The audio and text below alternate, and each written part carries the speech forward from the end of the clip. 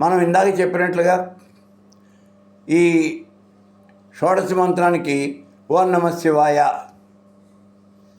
ఇలా మనం దాన్ని కలపడం అనేది అది పద్ధతి కాదు, శాస్త్రబద్ధం అంతకన్నా కాదు.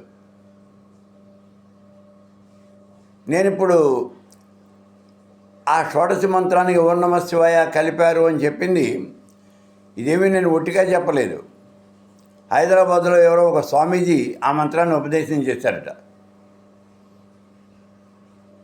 మనమేమనలేము, వాళ్ళ సంప్రదాయం అది.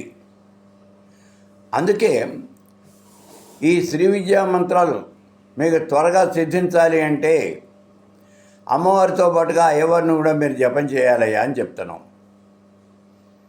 మరి ఏం చేయాలి? ఇదిగో రుద్రం కానీ కాలభైరవం కానీ ఏదో ఒకటి చేయండి అన్నాం. అయితే కాలభైరవం చేయటం అనేది మన సంప్రదాయం కాదు, భైరవ మంత్రాలు చేయటం అనేది మన సంప్రదాయం కాదు. అది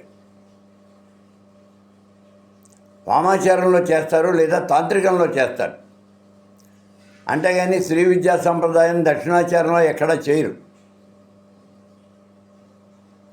ఎవరో చెప్తున్నారు అంటే వాళ్ళ సంప్రదాయంలో చేస్తారు, ఎవరూ చేయరు అని కాదు కదా, వాళ్ళ సంప్రదాయంలో చేస్తారు. అందుకే వాళ్ళు ఆ మంత్రాలు చెప్తున్నారు మనకి.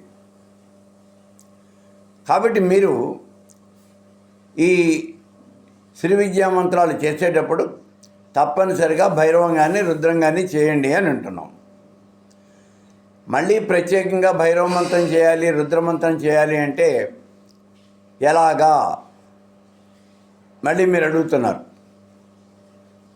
భైరవ మంత్రం మన సంప్రదాయంలో లేదు, మీరు చేయక్కర్లేదు అని చెప్పాం. ఇక రుద్రమంత్రం మీకు ఈ శ్రీ విద్యా మంత్రాలు పంచదశ కానీ షోడశ కానీ మీకు ఉపదేశం చేసేప్పుడు పూర్వాంగ ఉత్తరాంగాలు చెప్తాం. ఆ పూర్వాంగాల్లో మొట్టమొదటిగా ఉండేదే ఓం నమః శివాయ, పంచాక్షరినే ఉంటుంది చూడండి. అందుకే మీకు మొట్టమొదటిగా ఈ పంచాక్షరి ఉపదేశం చేసేది. అంగమంత్రాల్లో మొట్టమొదటి మంత్రం పంచాక్షరి ఓం నమః శివాయ. మళ్ళీ అనుమానం వస్తుంది, ఓం నమః శివాయ అంటే 6 అక్షరాలు ఉన్నాయి కదండి, ఇది పంచాక్షరి ఎట్లా అవుతుంది అని.